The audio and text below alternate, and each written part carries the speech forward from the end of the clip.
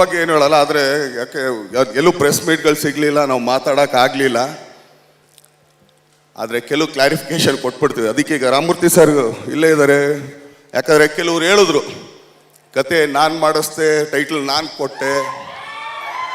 ಅಯ್ಯೋ ತಗಡೆ, ನಿನಗೆ ರಾಬರ್ಟ್ ಕತೆ ಕೊಟ್ಟಿದ್ದೆ ನಾವು. ಈಗ ಯಾಕಂದರೆ ಕೊಟ್ಟಿದ್ದು ಮಾಡಿದ್ದು ಹೇಳ್ಬಾರ್ದು ಭಗವಂತ. ಯಾಕಂದ್ರೆ ಇದೇ ಸಲ ಇದೇ ತರ ಒಂದ್ ಕಡೆಗೆ ಸಿಗಾಕೊಂಡು ಬಾಯಿಯಿಂದ ಏಳಿಸ್ಕೊಂಡು ಬುದ್ಧಿ ಕಲ್ತಿಲ್ಲ ಅಂದ್ರೆ ನಾವ್ ಏನ್ ಹೇಳೋಣ?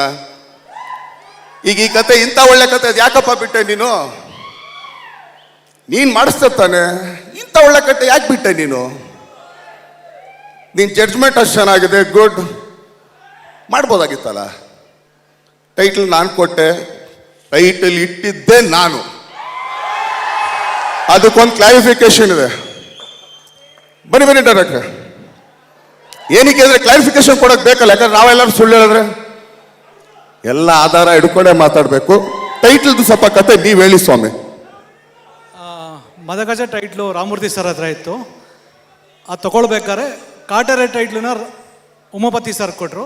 ಮದಗಜ ಟೈಟ್ಲನ್ನ ಬಾಸ್ ಹೇಳಿದ ತಕ್ಷಣ ನನಗೆ ರಾಮಮೂರ್ತಿ ಸರ್ ಕೊಟ್ಟರು.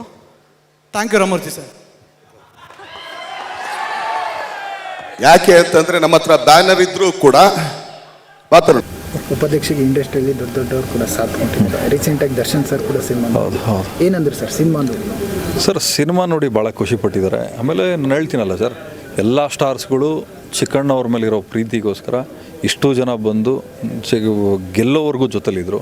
ಭಾಳ ನಾನು ಆಭಾರಿಯಾಗಿರ್ತೀನಿ ಸರ್. ಯಾಕಂದರೆ ನಮ್ಮ ಗೆಲುವಿಗೆ ನಮ್ಮ ಶ್ರಮ ಇಷ್ಟೇ ಇರೋದು.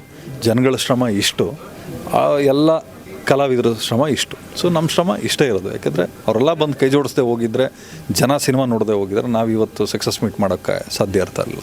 ಒಂದು ಸ್ಟೇಷನಲ್ಲಿ ಕೂಡ ಒಂದು ಮಾತಾಡಿದ್ರು, 26ಕ್ಕೆ ಹೌದು ರಿಲೀಸ್ ಇದೆ ನೋಡಿ ಅಂದರು.